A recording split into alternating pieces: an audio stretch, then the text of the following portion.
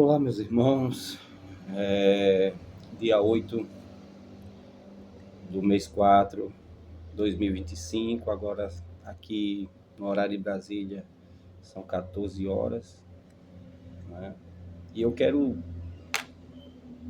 ser o mais sucinto possível, mas acredito que mesmo assim o vídeo vai ficar grande, né?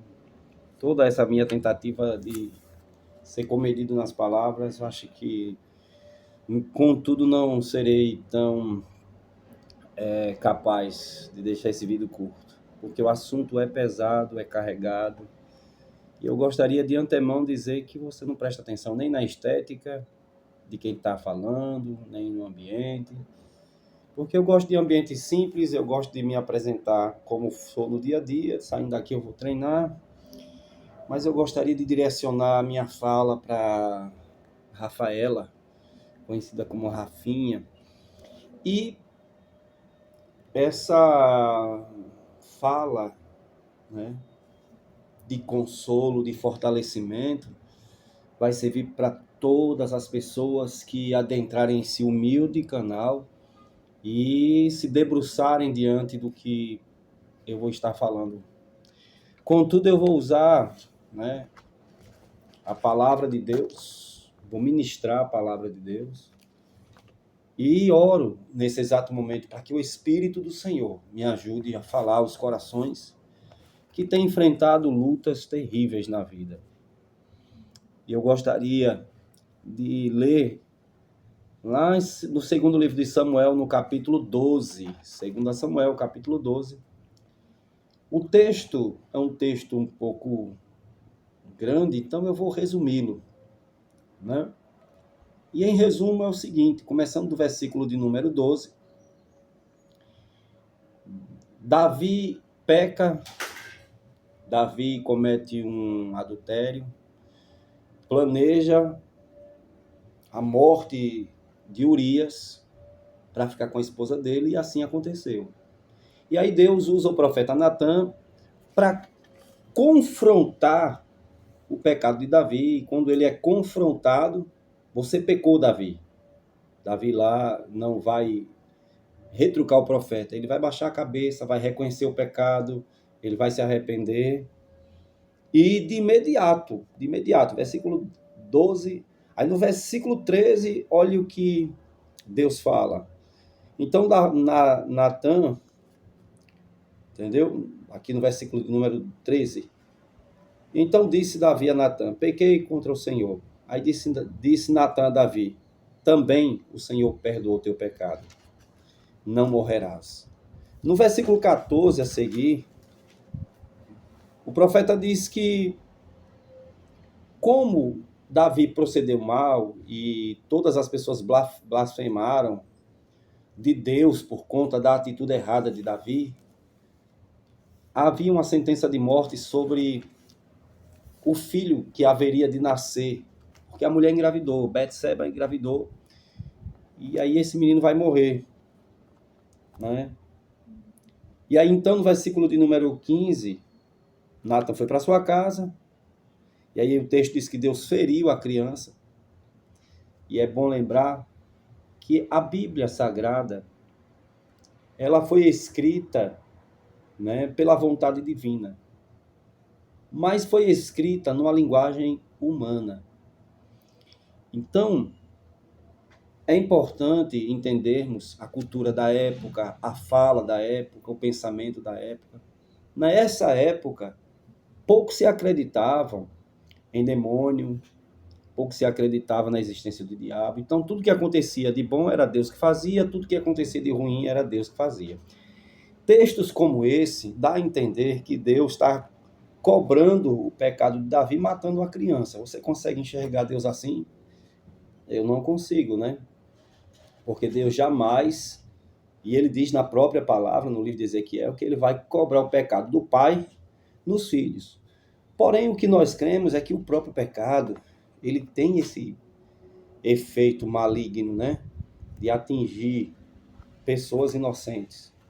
Então, a criança foi afetada pelo pecado de Davi e de Betseba, gravemente, então adoeceu essa criança. Versículo 16 diz o seguinte: Então buscou Davi a Deus pela criança. Davi começou a orar, jejuou Davi, entrou dentro de sua casa, passou a noite prostrado com o rosto no chão. Então os anciãos da sua casa se levantaram e foram ter com ele para levantar ele da terra. Mas ele não quis se levantar, e ele não comeu pão com eles. E sucedeu que no 7º dia, veja que a criança estava ali doente, nasceu doentinha, 7 dias Davi sem comer, sem tomar banho, sem querer sair de dentro do quarto. E aí, depois do 7º dia, os servos de Davi tinham medo de dizer que a criança estava morta, porque a criança morreu. Porque eles diziam o seguinte: se a criança está viva, ele não quer comer, ele não quer tomar banho, ele não quer se vestir, ele não quer sair de dentro do quarto, ele não nos ouve. Se a gente falar que a criança está morta, o homem vai entrar em pânico. E aí, versículo 19, Davi percebeu que eles estavam falando baixinho, né, e percebeu que a criança morreu. E aí Davi pergunta: a criança morreu? Eles disseram: morreu. Versículo 20, então Davi se levantou da terra, se ungiu, tomou banho, mudou as suas roupas, entrou na casa do Senhor e o adorou. Então foi para sua casa e pediu pão, e puseram pão, e ele comeu. E disseram, os servos de Davi ficaram conversando: o que é isso que ele fez? Pela criança viva ele jejuava e chorava. Mas depois que a criança morreu, ele se levantou e comeu pão. Então, Davi disse o seguinte: vivendo ainda a criança, eu jejuei e chorei, porque eu dizia: quem sabe Deus vai se compadecer de mim e a criança vai viver. Porém, agora que está morta, por que jejuaria eu? Poderei eu trazer essa criança de volta? É mais provável que eu vá ter com ela, né? Que eu vá ter com ela. Porém, ela não vai voltar a mim. Então Davi consolou Betseba, sua mulher, entrou, coabitou com ela e se deitou com ela, e ela deu à luz a um filho, o qual chamou o nome de Salomão. E olha que coisa linda, Deus amou essa criança. Queridos, nós estamos diante de um texto que traz uma história real, né, que mostra que apesar do erro de Davi, né, havia ali um sentimento paterno, havia ali um sentimento materno, né? E nós sabemos como é difícil perder alguém. E quando se perde alguém de uma maneira trágica, é que realmente se torna muito mais difícil a gente entender o porquê, qual a razão disso. Recentemente eu acompanhei alguns casos, né? E até hoje eu ameacei tentar explicar a razão de alguns deles, mas foram vãs as minhas explicações. Quero deixar bem claro que eu tentei explicar, encontrar a razão para minimizar a dor daqueles que ficaram, mas não mais farei isso, porque é difícil a gente compreender as coisas desse universo, as coisas ruins que acontecem nesse universo, principalmente quando elas acontecem com pessoas boas. Eu acompanhei recentemente a morte do meu irmão. A grosso modo, eu vou contar para vocês que ele teve uma discussão com a esposa, e aí o melhor amigo, aspas, o convida para ele ir tomar uma cervejinha na casa de um outro amigo, cujo filho estava fazendo aniversário. Meu irmão não quis ir, mas depois de forçar, bora, você tem que ir para esfriar a cabeça, ele foi. Meu irmão foi, aceitou o convite e foi. Parou na rua, não queria entrar, não queria beber, encostou em uma bicicleta. E o que acontece? O que acontece é que vem um rapaz, drogado, bêbado, e disse que queria matar alguém, não tinha encontrado ninguém e que seria meu irmão, aquela pessoa que morreria. Para ele, o rapaz, o assassino, não dá viagem em vão. E aí disparou contra o meu irmão, vários tiros, né? Eu estava em casa me preparando para uma vigília, recebi a notícia e foi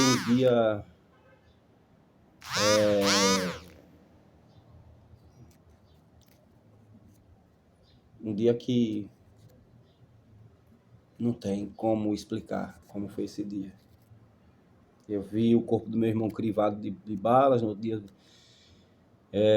logo cedo, né? Teve que ir no IML reconhecer e a cena é feia.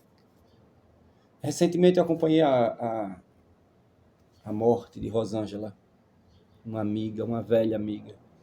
Velha no sentido de muito tempo de estar do meu lado, mas era uma jovem de 42 anos de idade, aproximadamente. Uma filha, um filho, uma família bonita, um esposo. De repente ela começa a tossir e ela vai fazer alguns exames, tem uma manchinha no pulmão. Dias depois ela começa a colocar uma água pela boca e deu embolia pulmonar. E eu vi ela definhar em fração de dias. E ela morreu, eu olhando para ela, né, nos últimos dias dela, e ela me pedindo para que eu não deixasse a filha dela. Foi muito difícil isso.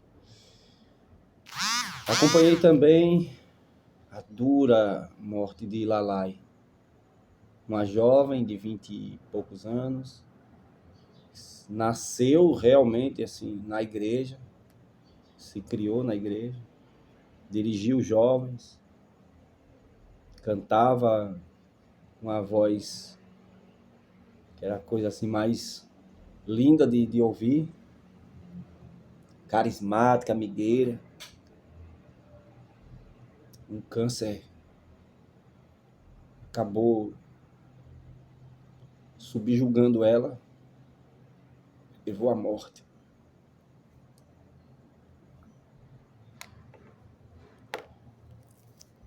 E eu fui vendo coisas desse tipo acontecendo. Muitos casos assim. Agora a Rafaela perdeu o esposo, jovem, 20 e alguma coisa. Esses dias eu vi um story dela, a filhinha que eu acho que tem 2 anos e meio, 3 anos, dizendo eu quero papai, e Rafinha dizendo ele está no céu. Rafinha é a filha de Rosângela. O que falar para essas pessoas? O que dizer para elas? E talvez para você que está enfrentando algo semelhante, ou enfrentou. Não há muito o que falar sobre isso. Mas para aqueles que acreditam em Deus, na sua palavra, primeiro nós temos que entender que a Bíblia deixa bem claro que neste mundo nós haveremos de passar por aflições. E que muitas vezes, em razão do pecado do ser humano, pessoas que nada têm a ver, pessoas inocentes, são também afetadas. A natureza é afetada. Está escrito isso em Romanos, capítulo 1. Não é? Seres humanos inocentes são afetados, porque todas as doenças, todo o mal que acontece no mundo foi em razão do pecado, chamado pecado de Adão, pecado original. E o que é que Deus, qual é o papel de Deus nisso tudo? É que nós sempre olhamos para as dificuldades da vida na nossa perspectiva. Por que Deus deixou? Ele não é poderoso, ele podia ter feito alguma coisa. E às vezes Deus permite, porque nós, seres humanos, permitimos primeiro. Quando nós não permitimos, mas mesmo assim acontece por permissão de Deus. Não por vontade de Deus, mas por permissão. Olha o que esse texto aqui fala, que Jesus fala sobre isso, e isso confortou muito meu coração após a morte do meu irmão. É um dos textos que mais fala ao meu coração. Olha o que Jesus falou aqui em João 16. Tenho-vos dito estas coisas para que vocês não fiquem escandalizados. Vou expulsar vocês da sinagoga. Vem a hora em que qualquer que vos matar, cuidará a fazer isso um serviço a Deus, um culto a Deus, em uma outra tradução. Olha que coisa interessante. Jesus já havia alertado, vão matar vocês. E quem quer que fizer isso, vai estar fazendo um serviço para mim, porque eu vou receber vocês para mim. Se lermos, por exemplo, as cartas escritas por Paulo, inspiradas pelo Espírito Santo, Paulo diz que é infinitamente melhor estar com Cristo. Ele queria morrer logo para estar com Cristo.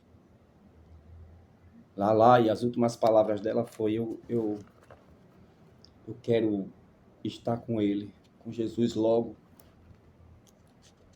Suzete, conhecida como Suzinha, nas últimas horas da vida dela, que eu também presenciei, ela dizia, meu pai está comigo, eu estou com meu pai. Partiram com certeza de que iriam estar com Cristo. E é essa certeza que a Bíblia nos dá. Mas nós que ficamos aqui, a gente não quer aceitar isso, né? A gente não aceita, porque a dor da saudade é terrível. A morte, ela interrompe planos, projetos. Ela acaba com a paz. Ela traz um vazio.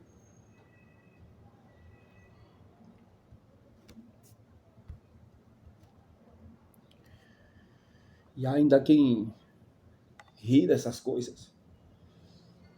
Ainda quem diz que morreu por causa do pecado. Nada tem a ver, irmão, com o pecado da própria pessoa, porque todos somos pecadores. Se fosse por conta do pecado, todos nós estaríamos mortos.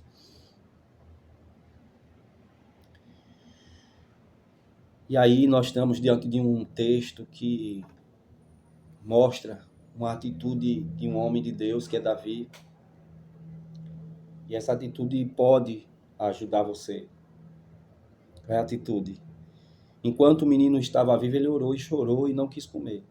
Morreu, ele tomou banho, ele se levantou, ele comeu, ele foi para a casa de Deus, ele adorou a Deus. E aí Deus deu um outro filho a ele. Você tem que se levantar, você tem que reagir, porque chorar não vai adiantar, não vai trazer essas pessoas. Não vai mudar nada. E se essas pessoas estivessem agora nos vendo, elas diriam para nós, continue a vida, seja feliz. Lute, reaja. Por quê? Porque Rafinha tem Helena, 2 aninhos e meio. Helena precisa de você, Rafinha. Eu tenho 3 grandes motivos para continuar. Eu tenho um motivozinho de 11 anos, chamado Agatha Cauane. Eu tenho um outro motivo, que é um grandão que tem lá em casa, de 20 anos, aí, inclusive ele vai fazer 21 agora, chamado Adiel Caio. E tem um outro motivo bem grandão, bem grandão, bem grandão. Chama-se Carla Gardênia. São os meus motivos para lutar, para continuar, para superar, para vencer. E talvez você pense que tudo acabou, mas ainda existem pessoas que precisam de nós. E nós temos que entender que se aqueles que partiram embora de maneira trágica e às vezes até não queriam ir agora, se eles pudessem mandar essa mensagem para nós, seria essa mensagem. Eu estou bem, eu estou com Cristo. E vocês têm que continuar. E veja que Davi, ele não se revolta com Deus. Ele não se revolta, porque ele entende que o que aconteceu foi fruto do pecado. Nós temos que entender que o ser humano, o planeta Terra, foi infestado pelo pecado. É maldade por cima de maldade. E Deus, muitas vezes ele pode intervir, mas por razões soberanas, ele não faz. Não faz. Não quer dizer que isso vai ser constante. São exceções da parte de Deus. Pessoas que ele desejou recolher. Que Deus possa lhe fortalecer após ver esse vídeo. E se você puder compartilhá-lo com alguém, diga para essa pessoa. Primeiro, que aqueles que partiram, eles estão com Cristo. Eles estão bem. Embora partiram de maneira trágica, inesperada. E a outra coisa é que alguém precisa de você. Precisa de você feliz, vivo, alegre. Keiane partiu. Mas a irmã dela, Bruna, que não podia engravidar, engravidou de uma linda menina, que tem o nome da irmã, Laís.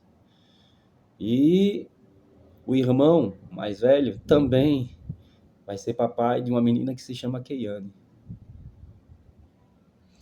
Veja no texto de Davi que após ele se levantar, após ele tomar banho, ele ir para a casa de Deus, adorar a Deus, ele coabitou com a sua esposa e nasceu uma criança.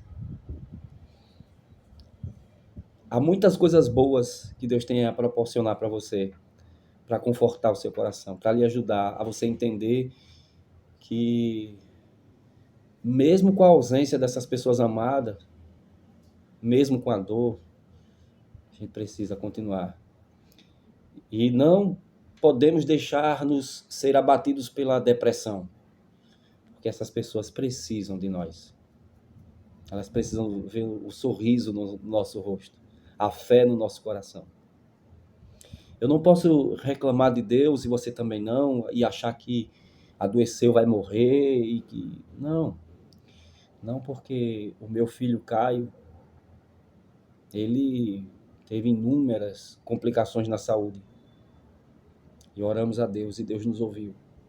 Deus nos ouviu. Não foi, não desmerecendo o médico, Deus me livre, médico é uma autoridade divina. Não foi remédio, mas Deus o curou. Hoje ele é um atleta e um orgulho para mim. Então, Deus faz maravilhas. Viva, continue vivendo, porque alguém precisa de você.